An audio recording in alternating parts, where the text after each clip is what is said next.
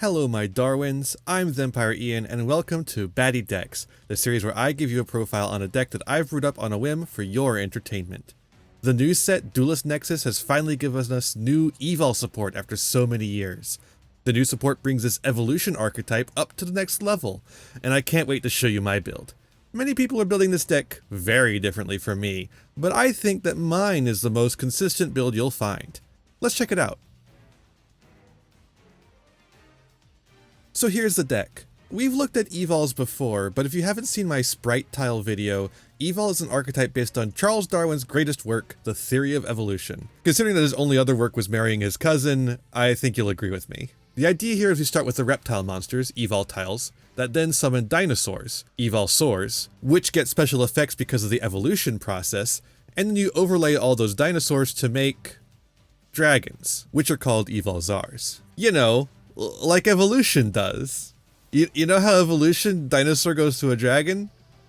Yeah. The dragons are all really strong, and they don't really care if they're made with Evolsaurs or not, so they've been used in dino decks for a long time, from Dino Rabbit to Modern Dinosaur. The archetype also features some strong spell and traps, particularly Evo Singularity, which gave them a brief period of playability as a rogue deck. And now they may reach those illustrious heights yet again. Duelist Nexus has given us 3 new Evol cards, and each one is incredibly strong. Evoltile Pholis sets an Evoltile monster from hand or grave to the field on summon, and then it can set Evo Force or Evo Instant from the deck, one of which is actually a really good card. It also acts as protection from destruction if it ends up left on the field, which does happen. Evolsaur Lios on summon sets Evo Singularity or Evolutionary Bridge from deck to field, and while Evolutionary Bridge sucks, Evo Singularity is one of the single best Evo spell traps in the game. If Lios was summoned by the effect of a fire, reptile, or dino, like our Evoltiles or Evolsaurs, or it was just plain normal summoned, you can send a fire, reptile, or dino to the grave and change the level of 2 monsters on field to that monster's level. This level modulation gives us easy access to the new Evolzar Lars. Unlike the other Evolzars, this monster takes generic material, 2 level 6s, and cannot be targeted by monster effects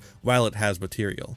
Its detach effect allows us to negate any face-up card in the field, allowing us to negate spells, traps, and monsters that are on the field. Even better, if the materials are reptiles and dinosaurs, which are basically all we're playing in this deck, you only have to detach 1 material per negate instead of both of them. And of course there's no once per turn on this card. You know there's not. These 3 cards really bring a lot of power to the archetype that I'm really excited to show off. I just wish there were more playables in the archetype. We're doing what we can here though to make it work. Another thing to mention is that over the course of brewing this deck, which has been perhaps the longest brew I've ever undergone, it's been half of a year at this point I think, I've seen a lot of builds of the deck. Basically every build I've seen is shackled to the Ogdoadic package in a desperate attempt to abuse Snake Rain, which is on paper one of the most broken cards in the game. But I'm here to tell you that the card is bad. It is just bad. It's an Ash Magnet. It requires a discard. It requires playing 3 bricks in the deck, at least. All in service of making your ceiling ever so slightly higher while we are dealing with a deck that almost always ends on 4 Omni Negates. Why do you need more than that at the risk of bricking entirely? I'm here to bring an end to Snake Rain and show you a new path forward with this list that you see right here. With that said, let's get into the card by card. Let's start with our Evoltiles. You've already met Pholis, so now let's meet the guy who makes Pholis incredibly strong, yugioh. Evoltile yugioh is a very simple card with 1 perfect line of text. If this card in the field is tributed, special summon an Evolsar from the deck. No once per turn, no limitations, works while it's face down. This means that if we summon it off of Pholis and then use Pholis to get Evo Force, we get 2 dinos out of our deck instead of 1. We don't even need to draw Pholis either. If we hard draw a tribute spell and yugioh but don't get Pholis, we can just summon yugioh and get our combo started that way. If Sprite Elf was still illegal, we could also loop that effect because no once per turn, but unfortunately we lost that option. Thank you Merly and Sprite and Cyberstein and every other card that it was being used to abuse. Regardless, this is the heart of the deck, so you better hope your opponent isn't running Called By or DD Crow. Mega Chirella is the next and last lizard. We're not running very many, there just aren't enough good lizards. This one is a 1.5 card combo, but a much worse and less likely combo than the normal 2 card combo. We're still maxing out on it because it helps Small World, its combo works in a pinch, and it's a target for Downbeat, which we will get to later. Basically, it summons a dino from deck by attributing a reptile on field, probably itself, and then pitching a card in hand. If we have Lios in hand, that means we can grab Elias to summon Lios from hand. If not, we can grab Lios to set up Evo Singularity, or Elias to summon a 6 from hand. It works in a pinch. Neither one of those is ideal, they both have their limitations, but I would rather have Mega Kyrella than have no plays at all. Mega Kyrella is also useful for its graveyard effect, where it can banish itself to refill an Evolzar with no materials, giving Lars 2 more negates. That alone makes it worth playing. Next we have our assortment of dinosaurs. The new guy, Lios, we've already discussed. We're only playing 2 because we're going to be summoning him from deck most of the time. But we do need a critical mass of fire dinosaurs, so we also have Volcano. This guy lets us summon an Evolsaur from grave, which lets us extend with certain hands. And then we also have Elias, which allows us to summon a fire dinosaur from hand, which lets us extend in other hands. Elias is also a 6-star monster that we can use to just hard make Lars, or to send with Lios to make Lars off of him and another monster. We also have one more dinosaur to round out our pool, and that's Xenometeorus. This might be strange to see without its powerful search spell, Ground Xeno, but this deck really needs to retain the cards in hand as much as possible, and we really don't need Meteorus that much. It's mainly just another level 6 fire dinosaur that can be summoned by Elias or sent by Lios, but this time it's a tuner that we can use to make Baronne, or Chengying, or Cyber/Harpy Lady. We'll get to that. It can also be a target for Transcendent Evolution Pill Beta if you decide to play that. More on that later. The balance of lizards and dinosaurs in this deck is very specific for having what we need to do combos and have Small World online when needed, so that's why we've ended up with these dinos. Let's talk about our Evol spell traps next. Our Evo Spells? All the monsters are Evol, but the spell traps are Evo for some reason. They don't have the L. Anyways, let's talk about our consistency cards first, starting with Evo Diversity. It's just Rhoda. It's just Rhoda.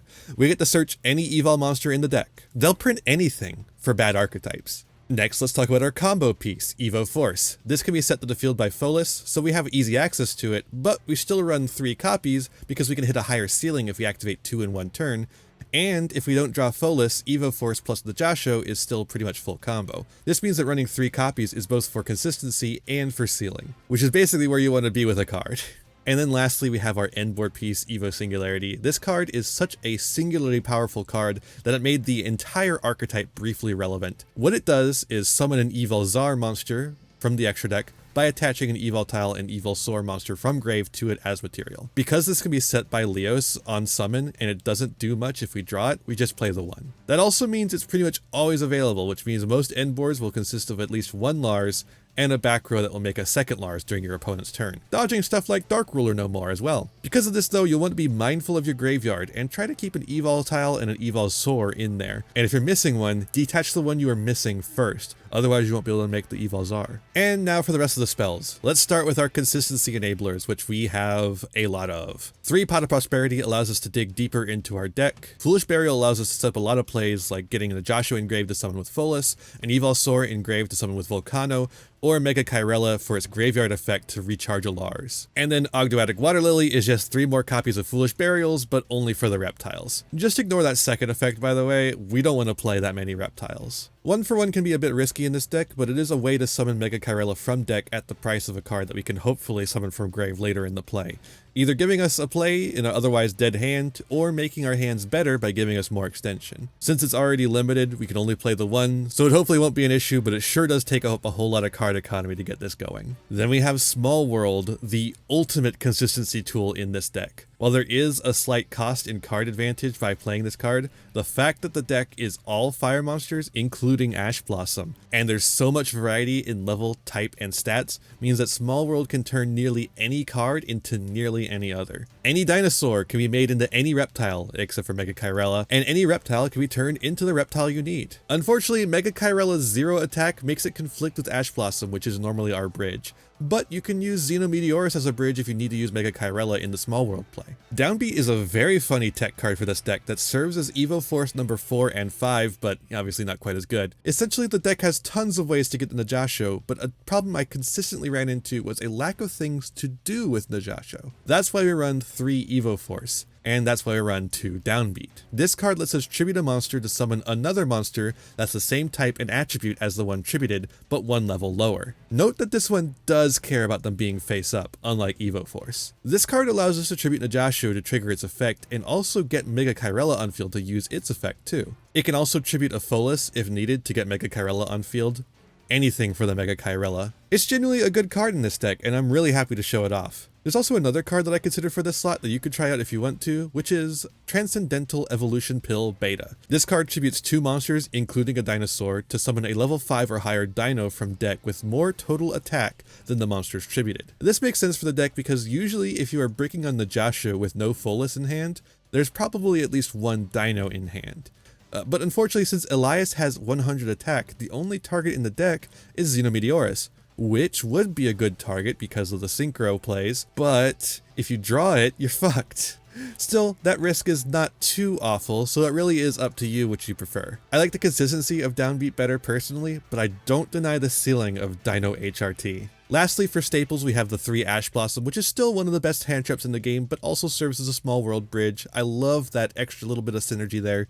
This was what makes the deck for me. It makes it so cool. And then we have Call by the Grave, because our combo has several severe choke points that we really want to protect. Luckily, most opponents don't actually know what those choke points are, but it's still better to have it than to not have it. For the extra deck, we have 3 Synchro Monsters just for Xenometeorus, Barone for the negate, Cheng-Ying for the banishes, and Cyber / Harpy Lady for if you need to use an Evoltile as the non-tuner. The bounce effect is pretty good too, really. For the Ixies, we of course have Zeus and Beatrice as a 6 that we can make, but probably won't. She can send a Mega Kyrella to refill a Lars, I guess. We then have 3 Lars because it is a crazy card, and we can actually make all 3 in 1 turn if you count setting Evo Singularity as making one. 2 Logias and 2 Dulkas give us more options, especially if we're worried about summons or graveyard effects. Then we have a small link package to facilitate access code Talker, the best link monster ever printed. We also have Nightmare Phoenix and Nightmare Unicorn to get us up to there, but feel free to swap out Phoenix for Masquerena. Both work, it really just depends on whether you want the spell trap removal or to set up quick link plays. Then of course, if it were still legal, we would definitely have to make room for Sprite Elf to do yugioh loops just like my old Sprite Reptile build, but unfortunately, those days are long gone. In the side, we have 3 Nibiru, a Pancratos because we're playing dinos, and because the card is crazy good, 2 Lingaribos in case our opponents are playing the awful cards that I hate, Harpy's Feather Duster, and 2 Twin Twisters because we don't have room in the main deck for spell trap removal, 3 Evenly Matched because it's a game winner going second, and then 3 Droll and Lockbird that I really wish I had room for in the main.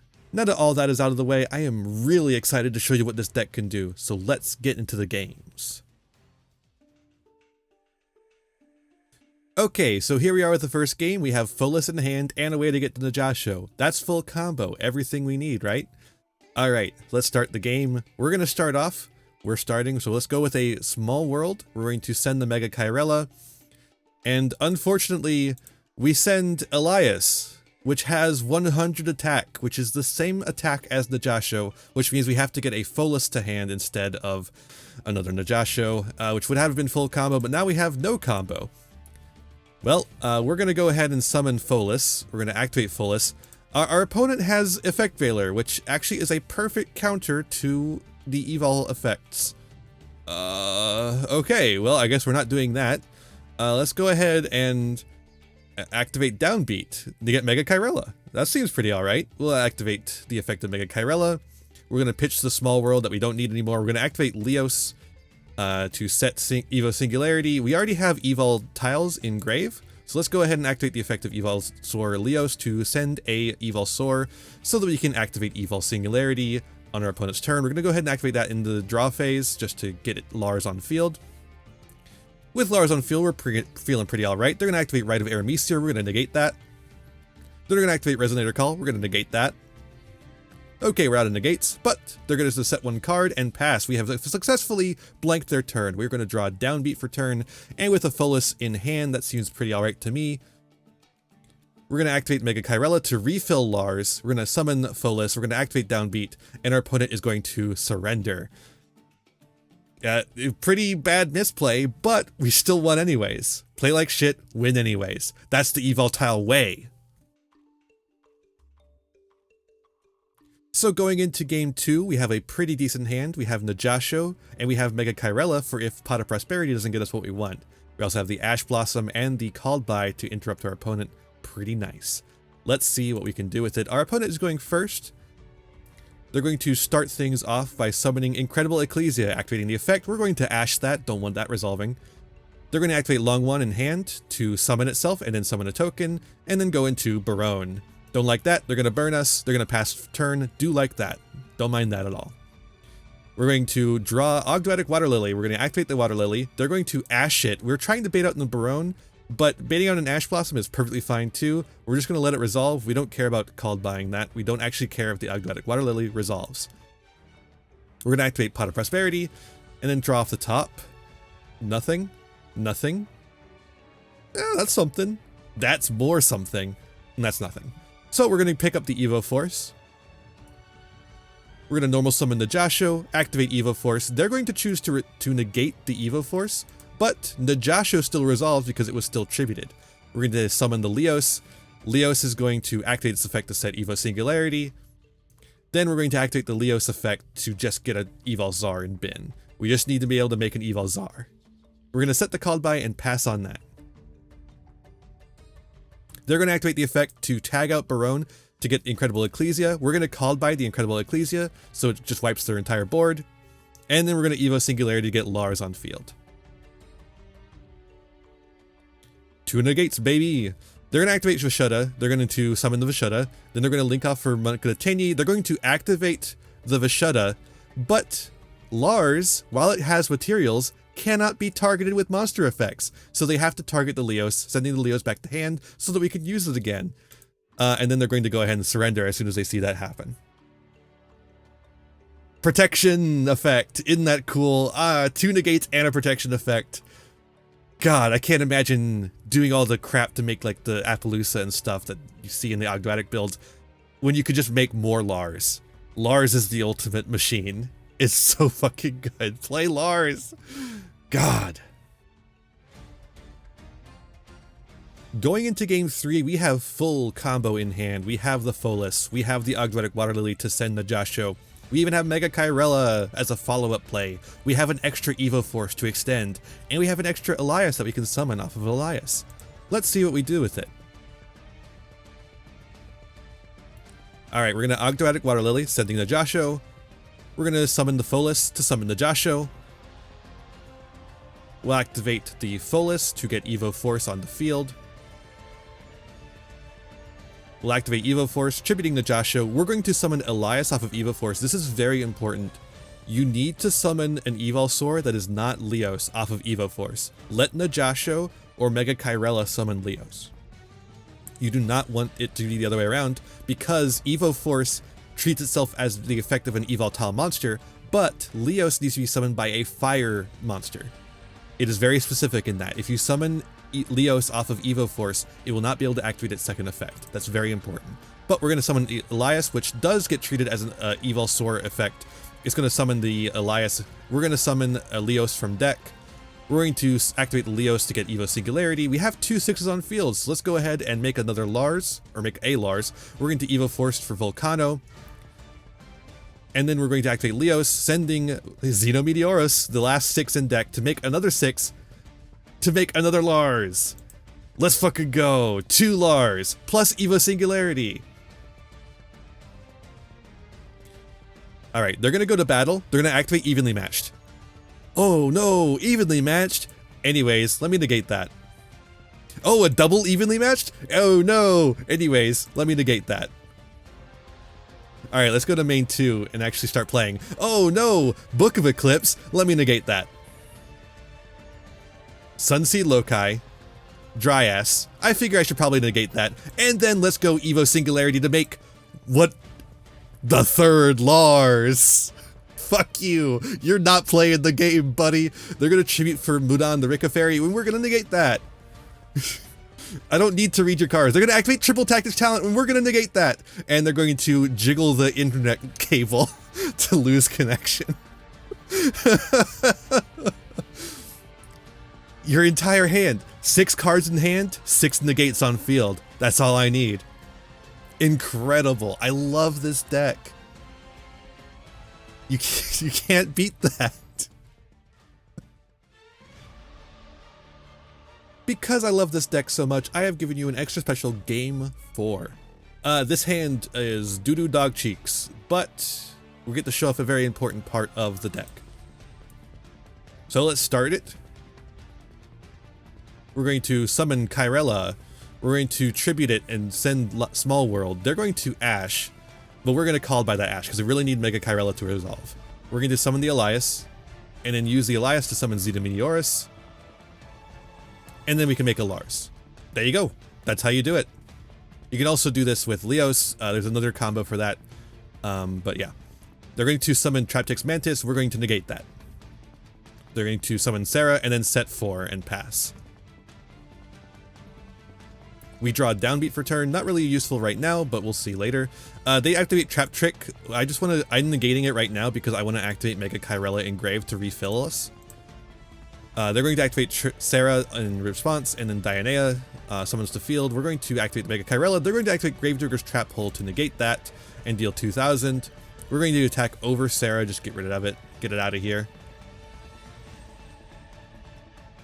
On their turn, they're going to draw, and then they will activate Arachnocampa.